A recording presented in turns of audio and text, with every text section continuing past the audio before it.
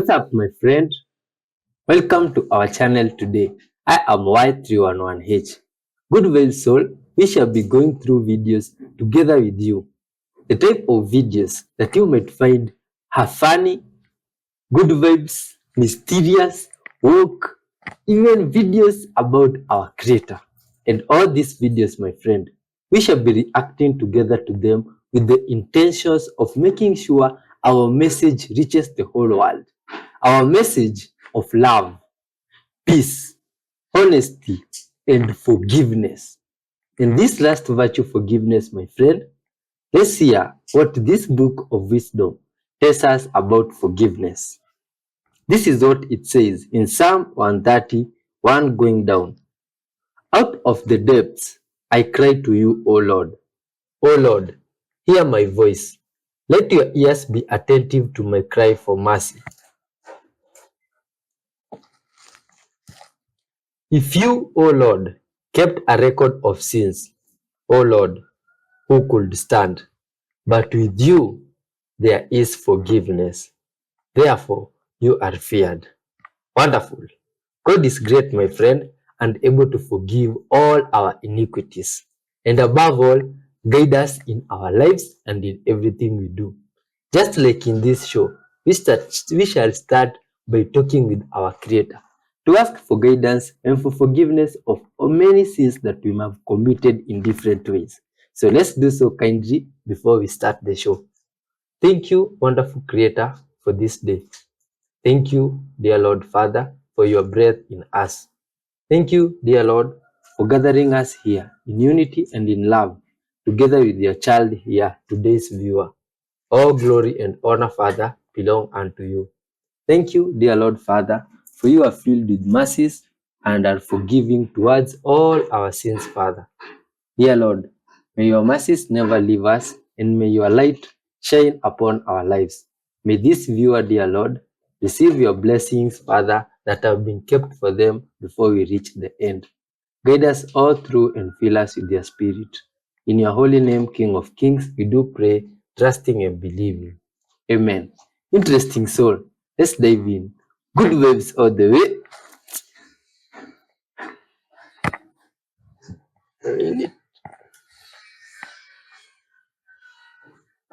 Oh my gosh, look at the chart. This is literally a quantum shift again. We had it recently. Maybe you are tired, exhausted, you're very thirsty, you have no appetite, you feel lost in some way.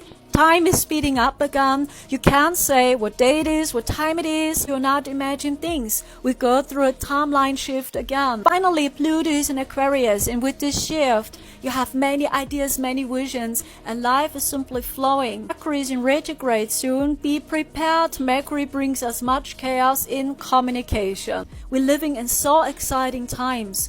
Please see, you are unique, you are special. So in this timeline shift, it's going to be intense again. It is so powerful because this shift helps you going with the flow, going with these new energies. It's so amazing. We're living in exciting times. Starseeds, you got this. You are prepared for this. Indigos, chosen ones, you are powerful. Some people go through lives that nothing happens to them. They skate through life and it's just very easy.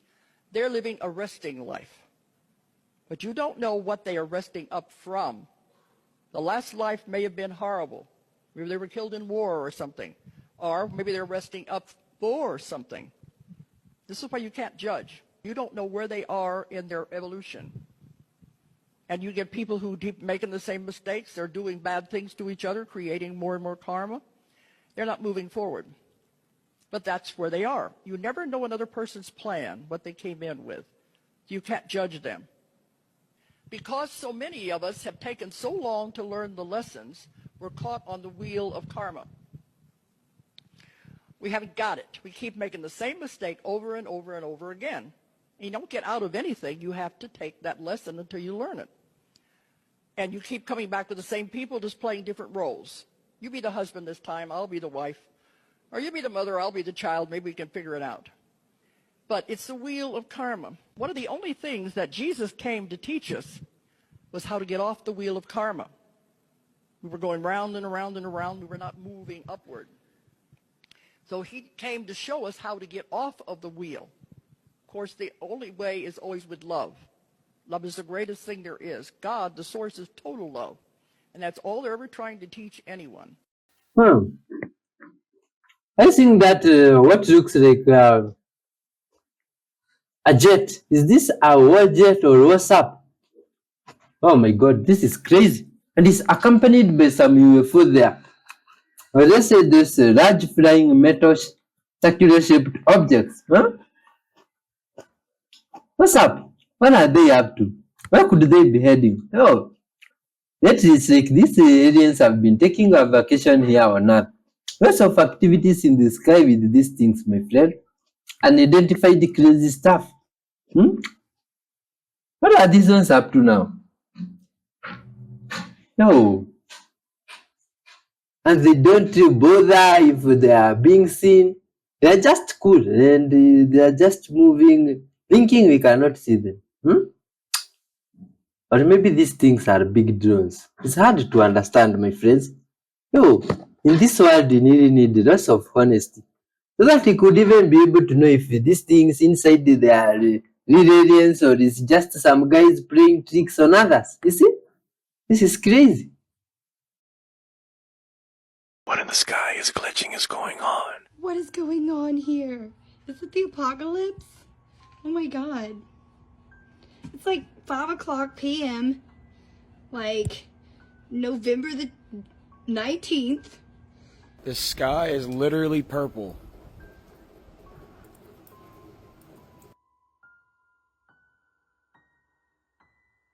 Oh, what the fuck is that? Nah. Y'all see that though, right? I know I ain't tripping, bro.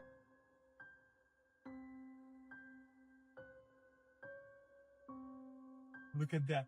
What is happening right now? That girl doesn't look. Why is the moon so close to the earth? Bro, what the fuck? What? Why isn't my phone focusing? What is happening right now? What the fuck? Yo, the sky is fucking blue! And then it turned off! Nope. Yo! I got that on camera. What the fuck? 2 moons in the sky? No simulation is broke. Look, the sun is over there. No clouds, no clouds, no clouds. This cloud over there. But where's the shadow for this cloud coming from if the sun is behind me? Bro, look at these clouds. Phenomenon, dude. What is going on? That? What is that? What's this? Oh shit, this is fucking cool. Did you know that trees actually have biological nerves, much like you and I do? So this is a tree that has been cut off and it's dying, but you might say, what is going on there? How is it walking? It's because of the nerve system that runs through its tissue, its tree tissue.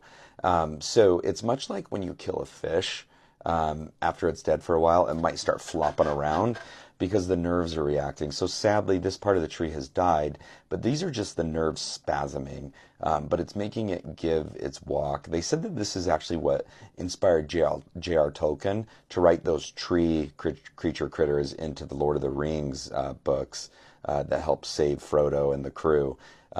Because he was sitting at a park one day and a dead tree limb like this started walking, and he thought it was alive because he wasn't aware. But then he talks to some biologists at the University of Oxford, where I actually studied as well, and they told him, oh yeah, it's the nerve system that runs through tree branches. Quite cool. Huh? The infamous face by the moon video, my friends. Huh? Look closely, you might notice something that looks like a face next to the moon. What? Whose face could that be? Or is it the background wallpaper for the sky? This is crazy stuff. My God. Oh, it's like someone is trying to look through the moon. What's up?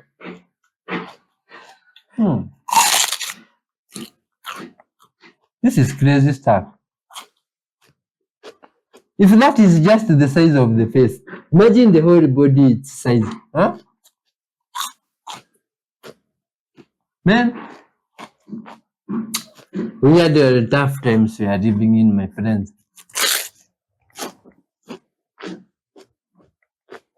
Oh, guess what, my friend? Look at this iceberg turning over. Wait, take a closer look. Yo, and there it goes. Man, this is unbelievable. Good vibes, my friends, right? Just the universe giving us a random show. This is extremely fine. Man, this is crazy. Yo, myself in my whole life, I've never seen something like this. An iceberg. I only see it on screens this way. No? You, my friend, please tell us in the comment section. Have you ever gotten to witness something like this in real life? Yo, it's crazy. Well, and those ice that people put in their drinks. Are they pieces cut off from these big icebergs or English people? How does it go? See, I see in movies, someone takes a drink and some piece of ice is put inside the glass. Is it the one collected during snow times or it's pieces of this stuff? Oh. Whoa. When the fish there that day. I never understood about most religions that worship a deity is why would that deity want to be worshipped? Like, why would a deity so powerful they can create an entire universe with complex life forms feel like the need to be worshipped? The reason this concept seems so confusing is because you're not thinking about it in the right way, and that is evident in the use of the word need. Now, I'm not really concerned about other religions, so I won't try to speak for them. But if we're talking about Christianity, then you're talking about a God who is complete in and of himself. God has no needs. That includes the needs to be worshipped. God also has no deficiencies and therefore no insecurities. So calling it an ego thing would also be incorrect. So bearing all of that in mind, if we were to ask the question again, it would go something along the lines of why would a being with no needs, with no deficiencies, with no insecurities require worship? It can only be out of a desire to be worshipped, but why desire to be worshipped if you have no needs and no deficiencies and no insecurities? It can only be for our good because it cannot be for his good. And it does us good because our ultimate fulfillment lies in us being properly oriented toward the Creator. God is the source of all things good and the giver and sustainer of all life. If you are not properly oriented toward the ultimate good and the source of life, then you are automatically going toward evil and death. And if you are properly oriented toward God, you will worship him. Just as an example, as a parent, you want to have a relationship with your children, but it needs to be the proper relationship. You can't have a romantic relationship with your kids. You don't want to have the kind of friendship with your kids that you would have with your other friends, at least not while they're children. Because the proper relationship is for you to be rearing them and helping them grow. And in order to do that, they need to respect you, which is why as a parent, if you're a good parent, you will demand respect from your children, not because your ego won't tolerate disrespect, but because it is for their good and their growth that they respect you. As human beings, we are going to worship something. We don't have the option to worship nothing. If you don't worship God, you will worship most likely yourself, or you will worship money, or you will worship your country, or some other such nonsense. All these things lead to death and corruption. The only thing you can worship that does not lead to death and corruption is God. You have to direct your worship toward its proper object, or you will direct it toward something else. So it's not so much that God desires worship as it is that God desires a relationship with his creatures, but that worship is the only way to have a proper relationship with God. Oh my gosh, oh my gosh. Oh, watch this, guys, watch. Come on, hurry. Okay, check this out. Okay, okay, here we go, watch this, watch. Oh my gosh.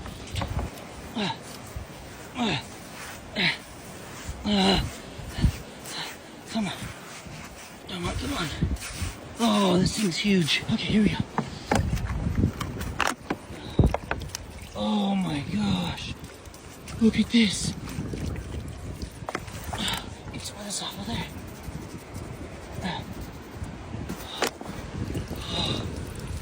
Oh my gosh, guys.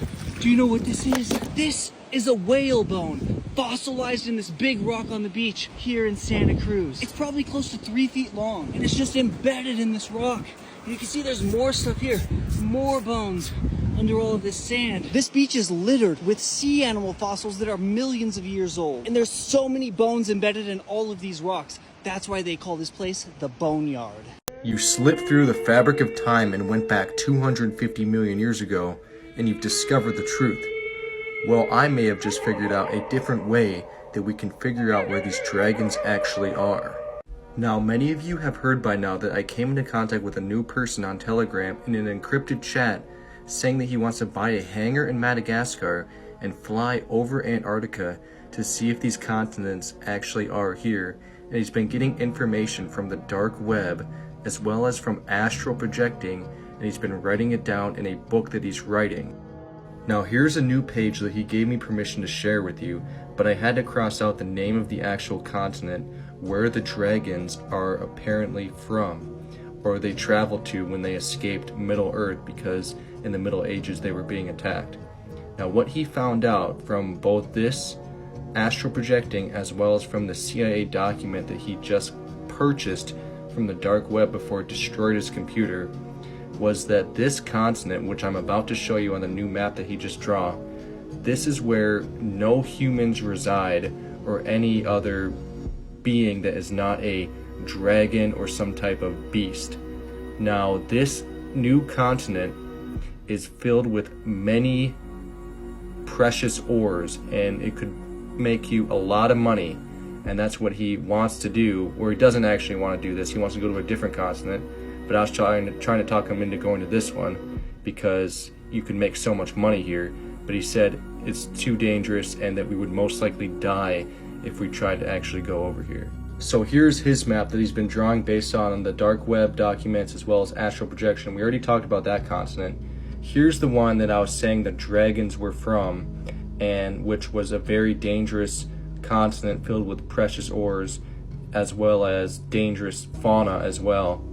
And he said that we would be killed if we went over there. But this is his map. He said this is the last version that I'm able to show with you guys. But I'm going to try and convince him to let me show it to you guys as he's updating it more. But he's super paranoid about being caught for all this. So this is the continent that he actually wants to go to find some aurora fruit that only ripens every 10 years. And I don't know what he wants to do with it. Maybe he wants to eat it or he wants to sell it. But this is the place that he wants to go, and he won't let me show you any of the names of these actual continents because he's too paranoid about being caught. So I'll try to convince him to let me show you more information, but so far this is all I can say. You guys, scientists made a light cast a shadow for the first time, and you do not understand what this means for our reality. This is literally proving how the universe works and my theories. Okay, let me explain. Okay, really quick, I have a theory that there are two energies that make up our entire universe, that create our reality. There is a mother and a father, and our reality, the matter, is a child. And just like you can see a child without their mother and father, but they have those characteristics, but the mother and father don't have to be there physically, these two forces are the hidden forces in the universe that create our reality. I call these forces plasma, you can call it energy, and consciousness, you can call it light. It has to do with photons. This more has to do with plasma, energy, the matrix. It is the clay that is molded by consciousness. Consciousness is constantly feedbacking with this clay, this plasma, to create our reality. I feel like that should make sense. So with this article, basically under specific conditions, a laser beam can cast a shadow, just like a solid object can cast a shadow. This was thought to be impossible because light does not usually interact with other light. But it happened, and here's what it means for my theory about the two energies creating matter. My theory, plasma, this special type of creation plasma, you can call it ether, energy, it acts as a bridge between dimensions, and consciousness is the light that shines on it. Think of the singularity shining on this plasma laser beams, which in turn creates our 3D reality. So through this singularity, this higher consciousness, interacting with our plasma fields, our reality is created, and then it is continuously co-created by our little individual consciousnesses that are constantly feeding back with that plasma. So as this singularity or this fifth dimensional space is creating our reality, we, the little ants, are also creating our reality. It is a process all of us are experiencing together, our mirror sides and us. And this would seem like total metaphysics or not real, really, if it wasn't just proved by fucking science. Basically, the interaction of the consciousness shining onto this laser, this plasma field, this matrix to create our reality is just like in this. Think of realities as the shadow, our reality is the shadow, and just like there's a shadow cast by the laser, the plasma, our observable universe, our reality is a holographic projection of higher dimensional space, of this singularity, of this fucking light bulb that casts a shadow, or whatever casts a shadow on this laser. Or the shadow that was cast by the laser from this higher light. This basically goes perfect with my theory that these two energies, this plasma and this consciousness, are hidden. It's still real, just like when you look at a person, they have blood in them, they have veins in them, but you're not going to see the blood inside of them. You'll see the bumps of the veins on the skin, so you'll see symbols and signs these things are real, but you can't prove it just by looking at them. We can't prove plasma and consciousness just by looking at the universe. You have to go under the hood. So plasma, this energy, this matrix, can hold and transport consciousness through photons, through light, in ways we don't see, like blood traveling through veins. And it is there shaping everything, shaping our reality. But it's only visible when light or awareness shines on it. Like when you do shadow work, when you go deeper into that fourth dimensional space, into that dark matter energy area, that is when you see under the hood. Through meditation, through astral projection, through introspection, through getting to know yourself. Knowing thyself is literally the key to knowing thy universe or this reality. I love this because literally in this theory, in my mind, it proves that there is a higher consciousness, a higher reality that we are projected from. That is a real reality, but we are just as real, and both of us have just as much influence on this between plasma field that is between this fifth dimensional space and our third dimensional space, and it makes all of it up. It is like, think of it as like fourth dimensional fascia of both of these realities. Think of it as the membrane that is literally creating our reality, and it makes our reality up, and it helps us evolve and expand. And this higher consciousness learns as we learn, aka the universe, the mystery, is learning about itself as our individual consciousnesses. The way I like to think about it is a picture frame. So you could picture the frame as a two-dimensional reality, but I think it also expands into this fourth dimensional reality. Let me explain. So there's a two-dimensional frame, which we could think of as dark matter, dark plasma, the bridge between the singularity and reality. And this two-dimensional frame projects a four-dimensional reality or space that manifests as dark matter or dark plasma. This is where consciousness kind of travels within its veins and manifests into our 3D reality, which is earth and light and matter, light matter. So it is a two-dimensional frame creating a four-dimensional matrix, which our third-dimensional hologram light reality is. And by learning how to meditate, astral projection, by learning our own consciousness and how to travel through these photons, through this plasma highway, we can actually train our consciousness to ascend into this fifth dimensional space, a place of learning, creativity, wisdom, literally our higher self, literally actually our higher selves. Whatever that mystery is beyond. We can have that in this reality just by learning how to attune and use our consciousness. And in my mind, this proves we're living in a smart, spiritual, holographic simulation of plasma and consciousness that is super real, super important, and we're just as fucking powerful as these fifth dimensional future selves, whatever they may be, I don't know. Are the Anunnaki the same as the fallen angels? And are they all the same as the Nordic extraterrestrials that we still see on Earth today? Let's talk about this, guys, because it's so fascinating. So first of all, let's break down who are the fallen angels. Well, according to the Book of Enoch, and specifically the Book of Watchers, the fallen angels were angels that were tasked with watching Earth. They called them the Watchers. They were supposed to watch over humanity, make sure we don't destroy the place. But then a group got together with their leader named Samyaza, and he said, hey, let's go down to Earth because, you know, I'm really infatuated with these human women, and let's just mess some stuff up. They were kind of feeling rebellious, right? So they came down to Earth, and they took a lot of human wives and they created these offspring called the Nephilim, and they taught humans a lot of stuff. They had an affinity for humans. They liked us, right? We're likable people. So they taught us sorcery and magic, and they taught us astrology, and they taught us how to make weapons and cosmetics and tool making and stuff like this. Well, this angered the gods. The gods sent down archangels to punish these other angels, kind of creating this little angel war, and then ultimately banished the fallen angels to the abyss, this pit in earth, inside earth, and wiped the slate clean with the great deluge, the great flood, killing all the humans and the Nephilim, minus, of course, Noah and his family and the animals that, they helped survive, okay? Because they liked humans. They wanted to survive. So that's the story of the fallen angels. Now, how does this contrast with the Anunnaki story? Well, it overlays beautifully, actually. So in the Anunnaki story, there's two classes of Anunnaki. You have the Anunnaki, they're all Nibiruans from Nibiru, right? But you have the Anunnaki, which are the ruling class, they're the powerful ones. And then you had the Ajiji, which was the working class. They were called the shining ones. They were described as more kind of beautiful, glowing, more enlightened and spiritual. But they took orders from the Anunnaki because the Anunnaki were powerful.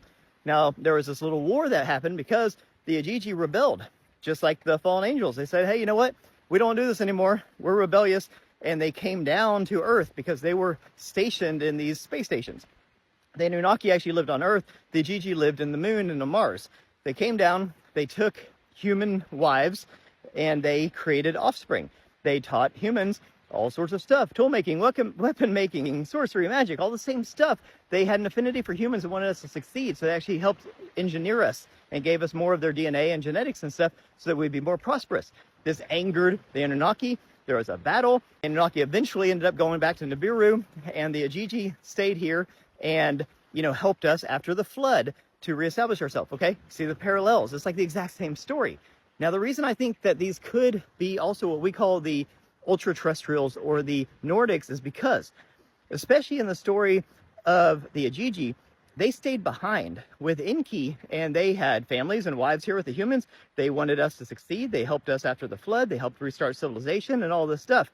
They had a vested interest in humans, and they didn't go anywhere. They weren't welcome back in Nibiru, so they stayed here. And most UFO encounters happen around bodies of water. It's like 80% happens around bodies of water or entrances and exits to Earth, meaning like caves, volcanoes, mountain ranges, that kind of stuff.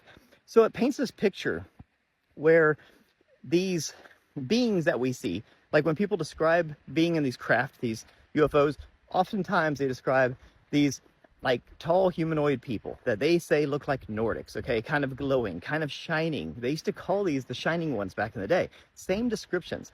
And a lot of times they'll tell them things like, stop messing with nukes, clean up the environment, these kinds of things. Like, why would an extraterrestrial say that? Why would they come millions of light years to our planet and say, hey guys, y'all should clean up your rivers and streams? It doesn't make any sense. That would only make sense if they lived here, okay? Now, why would an extraterrestrial race live here? Well, if you read the Book of Enoch, and if you read, all of the cuneiform and Sumerian tablets and everything, it tells you they, were part of the Anunnaki. They came down here, and after working here for hundreds of thousands of years, side by side with us, they began to like us, and they wanted to help us out. They actually started the development of what we are, Homo sapiens sapien, this more advanced thinking type of human. And they are responsible for us being who we are. And they are responsible for the fact that we are still here after the flood. And I think that they've been responsible for us surviving so many of these cataclysms and asteroids and all these things over the years. I think they're still here today. And I think that they are helping us. Back in the day, if you look at like ancient art from, Sumer and Egypt and this kind of stuff, they would show the big guys with the little guys, like the little humans with these big guys. The gods used to live with us side by side and helped us get on our feet. But after a while, I think that they said, okay, you guys got this. And they're inside the Earth now or in Mars. But I think they're still influencing and helping us in certain ways. And that's what I would call these ultra-terrestrials, these Nordics, these craft and these ships that we see everywhere, these spheres that are interacting with us in mostly positive ways. I'm not talking about the Greys and some of the other things. I'm talking about, mostly the Nordics, which people oftentimes will call like Pleiadians or Arcturians, that kind of stuff. I think that, that's what these are. They are, AKA fallen angels, AKA watchers, AKA the Ajiji from the Anunnaki story, and AKA the Nordics. I think they're all the same. And I think that this kind of explains how they got here, why they're helping us. and why there might also be another faction that's not helping us. Because remember, this all started with like a rebellious breakaway from the group, you know? So anytime you break away rebelliously from the group, that means there's another part of the group not happy with what you're doing. And I think that's what we're seeing. That's the battle, right? We're just kind of caught in the middle of it. Pretty fascinating. Let me know what you guys think. Have a beautiful day. Peace. Second probe, positioned a mile from the deep sinkhole and 2,000 feet higher up, is filming an even more mysterious creature of the deep. One that has never been seen by human eyes before.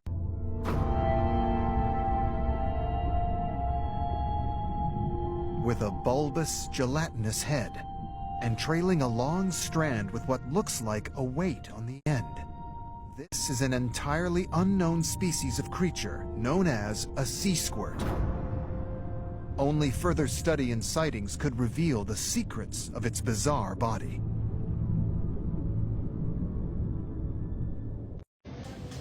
Okay, so these are the new digital price screens.